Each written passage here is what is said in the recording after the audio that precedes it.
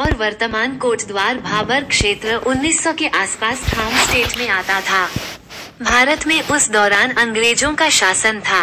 कोटद्वार भाबर क्षेत्र का अधिकांश भाग चारों ओर से जंगल से घिरा हुआ था, इसलिए इस क्षेत्र को खाम स्टेट कहा जाता था।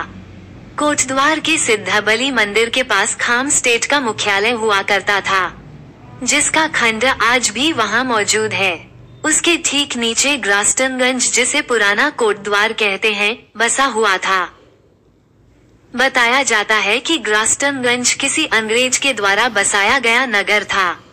उसी के नाम पर इसका नाम ग्रास्टनगंज पड़ा। खाम क्षेत्र वर्तमान कोटद्वार सनेह क्षेत्र से लेकर भाबर तक का क्षेत्र था। भाबर के अंतिम छोर पर कुंभिखाल क्षेत्र वर्तमान में रिजर्व फॉरेस्ट क्षेत्र में है, जहां घना जंगल है। लेकिन खाम स्टेट के दौरान यहाँ लोग रहते थे।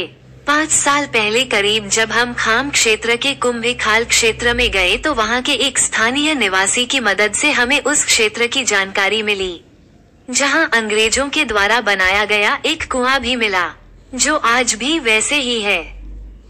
कुआं उस समय क्षेत्र के लोगों की प्यास बुझाता था। साथ ही कुएं से कुछ दूरी पर ही कंडी मार्ग है, जो हरिद्वार से लेकर कोटद्वार और कालागढ़ होते हुए कुमाऊं के लिए प्रमुख मार्ग होता था। इसी मार्ग पर बैलगाड़ियों से आवाजाही होती थी। लोग अंग्रेजों के बनाए इस कुएं से पानी पीते थे। लेकिन अब ये क्षेत्र लैंसडौन वन प्रभाग में आता है और अब यहाँ लोग नहीं रहते हैं, लेकिन कुआं आज भी मौजूद है। ये कुआं अब जंगली जानवरों के लिए मौत का कुआं बन गया है, जिसमें कई जंगली जानवर गिरकर मर गए। कई लोग भी कुएं में आत्महत्या करने की बात सामने आ चुकी है।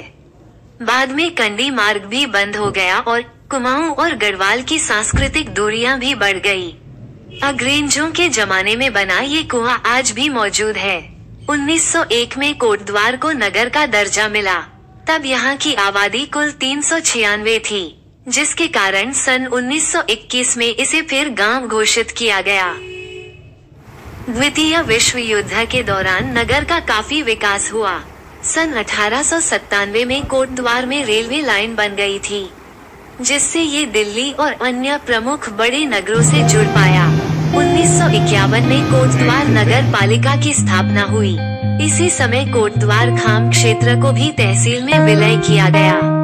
कोटद्वार के शिक्षक और संस्कृति के जानकार पद्मेश बुडाकोटी ने बताया कि खाम क्षेत्र का DFO लेवल का अधिकारी कोटद्वार में बैठता था, जिसे खाम सुपरिटेंडेंट कहा जाता था।